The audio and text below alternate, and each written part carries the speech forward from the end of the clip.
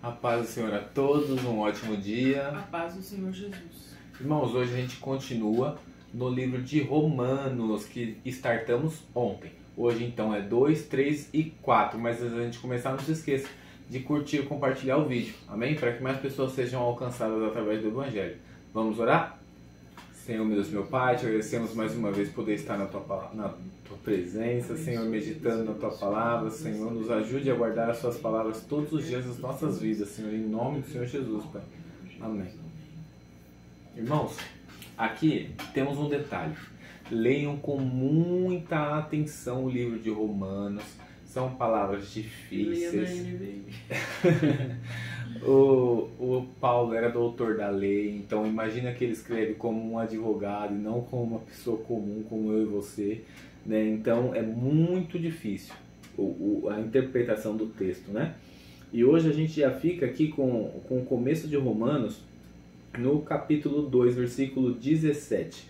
O texto diz assim: mas se você diz que é judeu, confia na lei e se gloria em Deus, se você conhece a vontade de Deus e aprova as coisas excelentes, sendo instruído na lei, se você está convencido de que é guia dos cegos, luz dos que encontram em trevas, instrutor dos insensatos, mestre de crianças, tendo na lei a forma da sabedoria e da verdade, você, pois, que ensina os outros, não ensina a si mesmo? Você que prega que não deve roubar, rouba? Você que diz que não deve cometer adultério, adultera?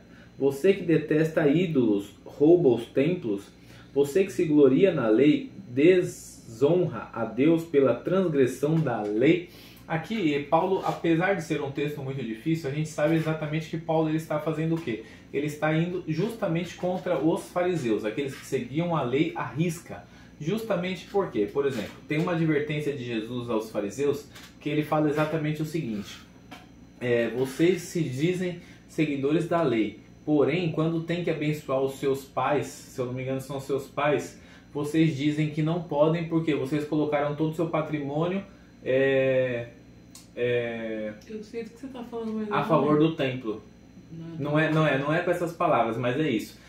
Os fariseus colocam todo o patrimônio a favor do templo, para quê? Para não ter que gastar com seus pais. E Jesus adverte eles ali, né? Então, diversas coisas que eles apontavam na lei, eles quebravam as regras depois, né? E Jesus sempre bate nessas teclas nos fariseus.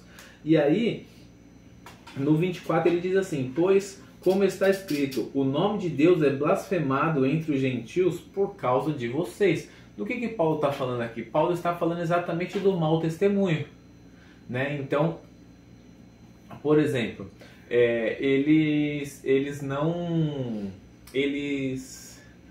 como é que eu posso dizer? Eles não quebravam o Shabá, o sábado, não faziam nada no sábado. Porém, nem nos dias comuns eles cumpriam suas obrigações. Como que? Tem uma passagem do Evangelho que Jesus ele entra no templo e ele sai dando chicotada nos cambistas que estão na porta. O que os cambistas estão fazendo? Vendendo animais para o holocausto, para o sacrifício. Ou seja, em contrapartida a gente tem uma passagem de 2 Samuel, se eu não me engano, que Davi, quando pega o terreno de Ornã, não é Ornã o nome dele lá? Que ele vê o anjo? É que o meu era diferente. Era outro nome? Mas que seja. Quando ele pega aquele terreno, o homem fala para ele assim: não pode pegar o terreno, pode pegar os animais para o holocausto, pega as madeiras para construir o altar, pega tudo. Ele fala: não, eu não vou pegar aquilo que não me custou nada, né? No caso dos judeus, eles respeitavam o Shabá, que não se pode fazer nada. Hoje em dia, quem é judeu e mora no prédio não pode nem andar de elevador no sábado, porque o elevador tá trabalhando no lugar deles. Mas na semana eles também não cumpriam as suas obrigações, porque nem os próprios animais para o sacrifício eles levavam, eles compravam ali e entregavam no templo, né? Isso era meio que uma blasfêmia, né, para a lei, né? Porque eles não tiveram trabalho para aquilo, não foi honra deles. Então, no texto de Romanos, logo aqui no começo, a gente já vê o quê? Se você vive pela lei, porém você transgride a lei. Então, mesmo que você siga a lei, você continua sendo pecador. Ou seja, é melhor viver pela graça, né? Tanto em circuncisos como não como circuncisos, né? Tanto judeus como gregos, aqui ele fala, né? Ou gentios, né? Que hoje valia para nós, né? Então, aqui ele já dá a introdução ao Evangelho da Graça, dizendo que não adianta que você faça nada, que você sempre vai estar errado, porque uma coisa condena a outra, ponto. Então é melhor viver pela fé, pela graça, como o próprio Deus disse para Abraão no começo, né? A lei não tinha ainda?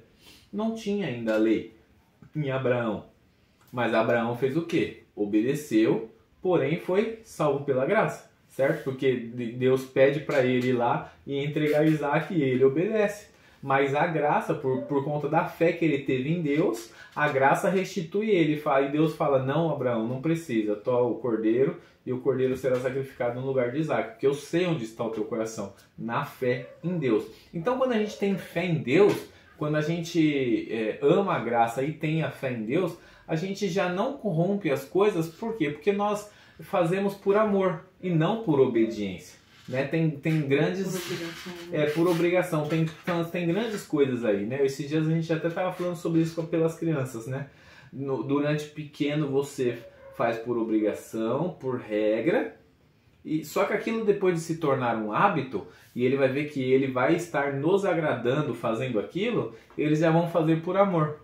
E vão seguir... Acho que nem nos agradando, é saber que está fazendo certo. Sabendo que está fazendo certo, sim. No começo ou é recompensados agrado, né? com um sorriso e tal, pela felicidade, né? Então, e aí passa a ser porque ama mesmo, né? Então, quem serve a Deus por fé, pela graça, faz porque ama, não faz por obrigação. E isso coloca um peso completamente diferente nas coisas, né? Torna as coisas mais leves. Né? Quer acrescentar alguma coisa? Quando ele fala que Abraão ele é considerado justo, você citou aí Isaac, né? Mas aqui diz que ele se tornou justo porque ele creu que ele seria pai de nações, né? E que mesmo após ser velho, Deus falou que daria um filho e ele creu nisso, né? Sim. Então acho que a questão da fé também é você acreditar no que não se vê e no que não é possível a você. Exatamente. Então, por isso ele foi considerado justo, né?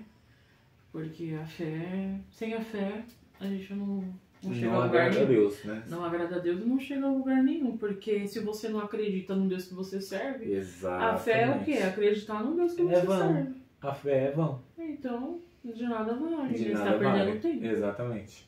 Então temos que aprender a ser justos como Abraão.